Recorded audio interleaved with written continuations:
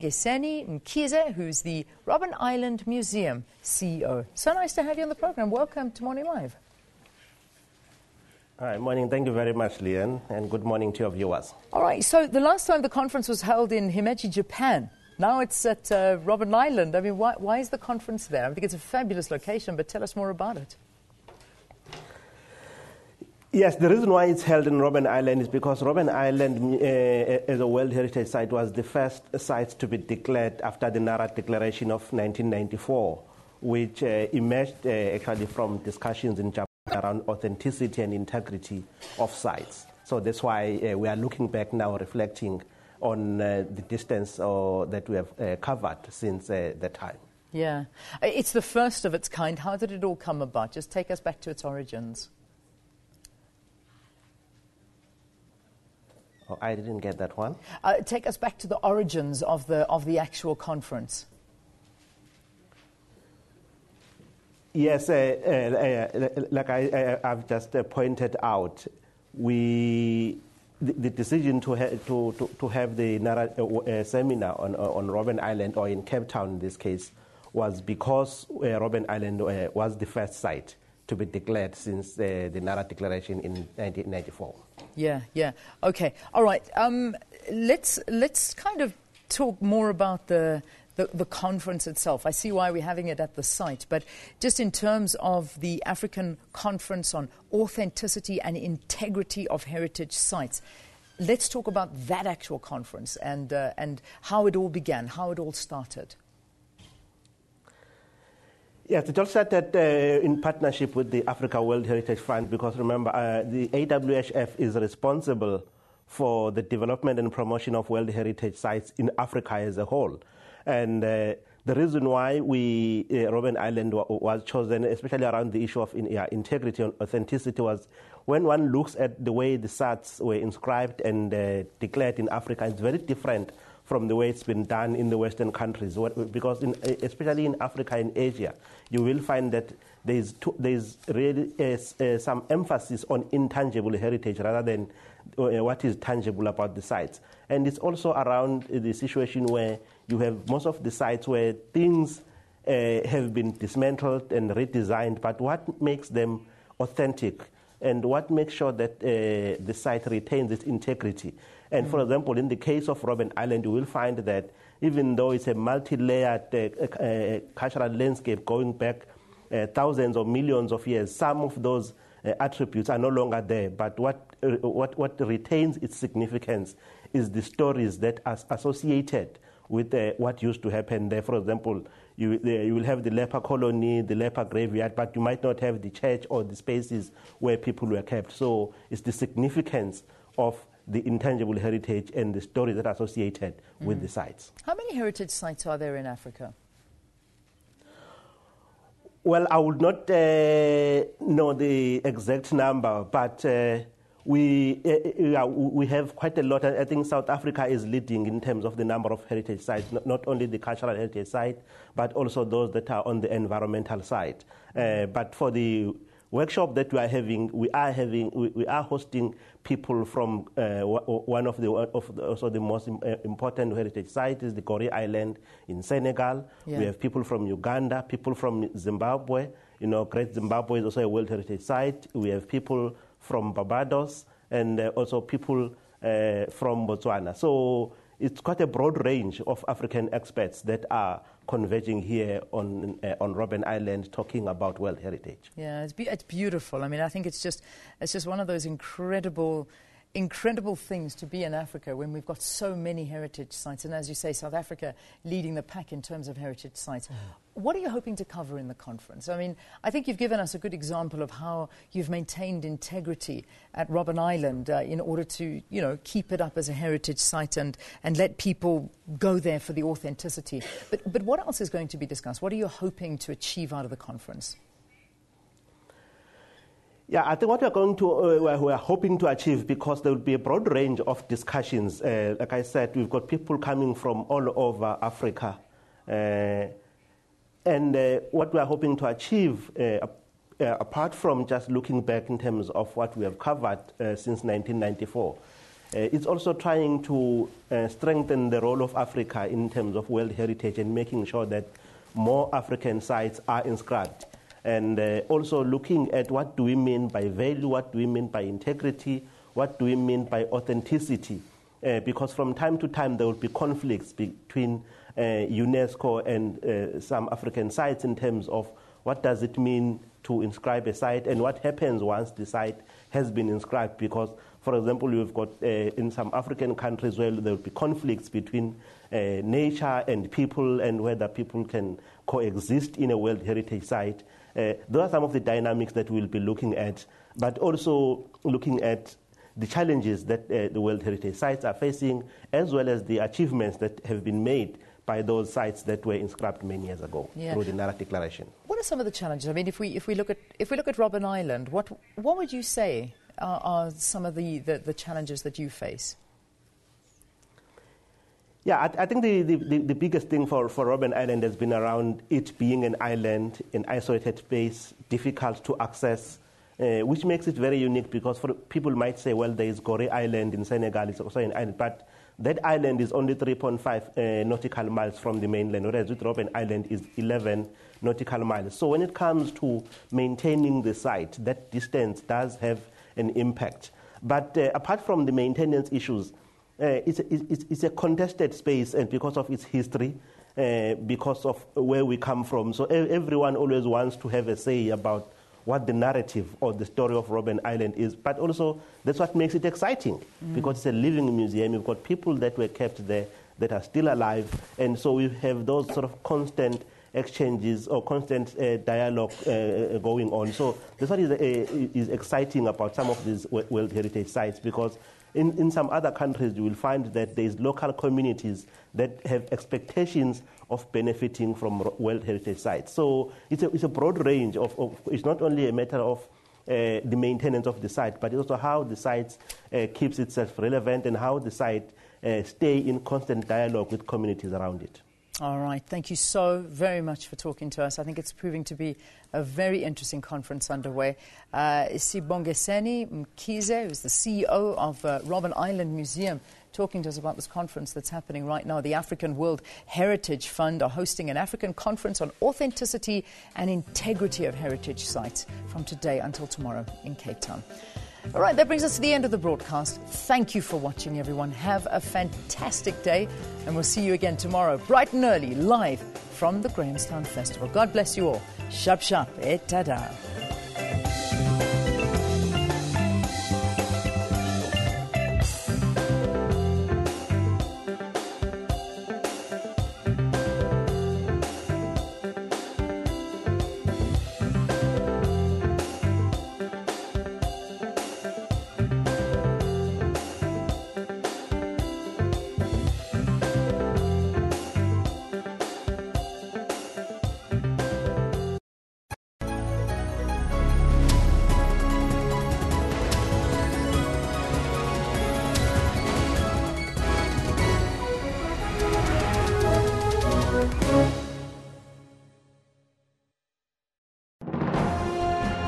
Zoom into Africa.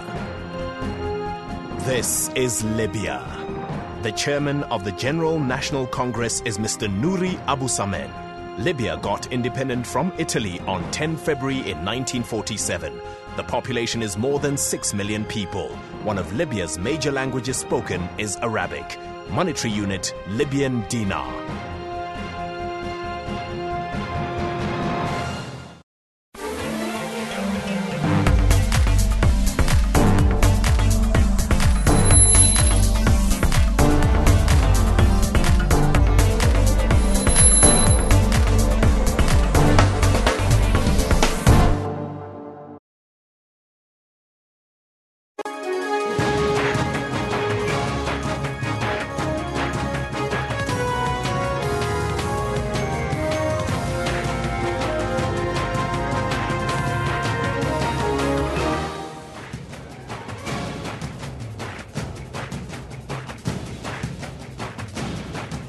This is Newsroom. Hello and welcome from Johannesburg here in South Africa. I'm Evan Janssen.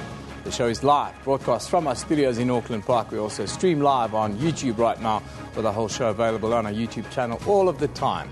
Now, the defence is expected to conclude matters in the Oscar Pistorius trial in the High Court this morning. Palestinian author Omar Barghouti joins us in studio in Cape Town, and we get an update after recent flooding in the Western Cape. First, though, here are the headlines with an N.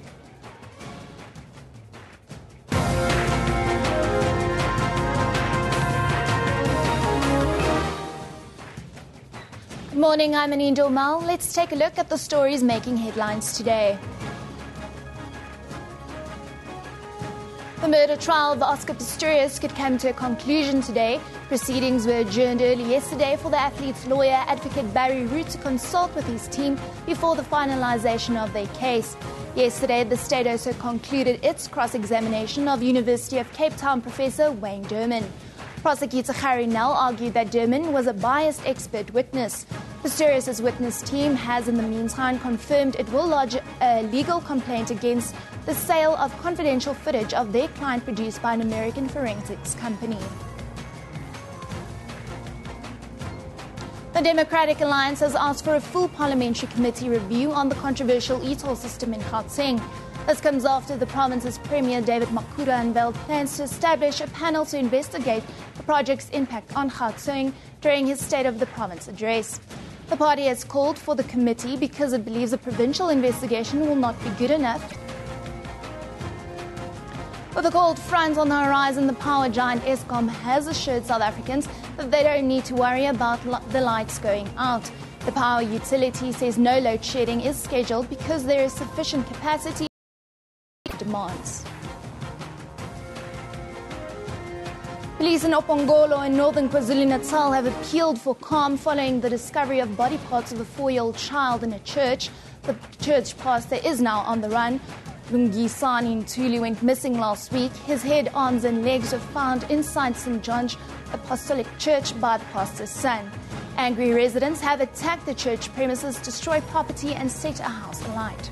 More police have been deployed to the area. Tonight, Brazil and Germany play in the first semi-final of the 2014 FIFA World Cup.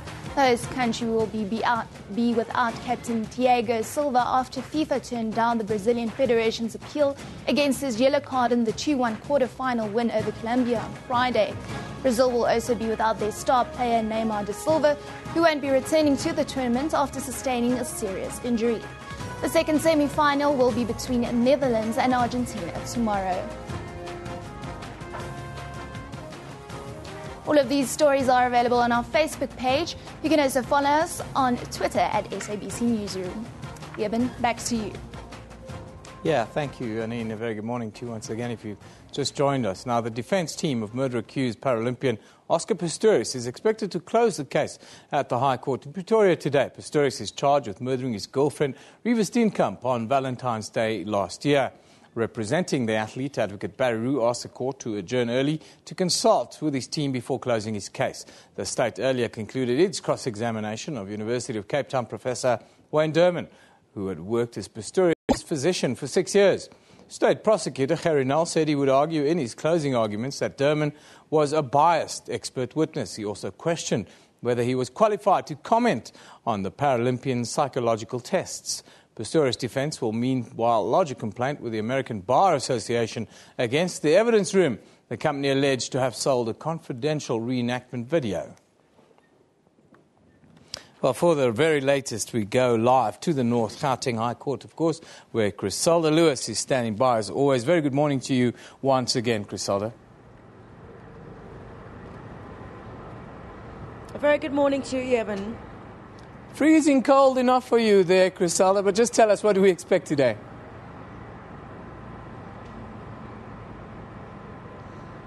Well, struggling to hold up here, Eben, but certainly Oscar Pistorius arrived here just a few minutes ago on the day that the defence is expected to close its case. You saw yesterday a bit of drama inside court when the defence wanted to consult with the state psychiatrist, but at the end we saw a judge, Thokozile Masipa, not allowing that when she said it would not be in the interest of justice because the defence wanted to consult with the state psychiatrist. So at the end of the day, we're looking at close to an end here in the Oscar Pistorius murder trial. Certainly a trial that has gripped local and international headlines and will continue to do so until this court makes its decision. Certainly yesterday we're seeing a lot of concessions coming from Oscar Pistorius' doctor of 6 years, in that he made the concession as well that Oscar Pistorius had the intention to shoot and kill whoever was behind that bathroom door, when Oscar Pistorius says he thought there was an intruder on his home on that Valentine's Day morning. And as you also pointed out, Eben, certainly being accused of bias in this case, and also Gerinel in cross-examination asking him whether the supporting documents, for example, that you provided to the court had any relevance to South Africa or relevance to this case as well. So certainly this is the last witness that we were expected to have taken the stand yesterday, Professor Wayne Derman from Cape Town. And now we will adjourn for about or postpone this case rather for the next 4 to 8 months. We're speculating at the moment. We'll certainly know what duration will be given to the state and the defence to prepare their closing arguments at 9:30 when the proceedings get underway. We also understand that Pistorius' defence team has confirmed they will lodge a legal complaint against the sale of this controversial footage that we saw on an Australian broadcaster at the weekend. Do you know how this will proceed?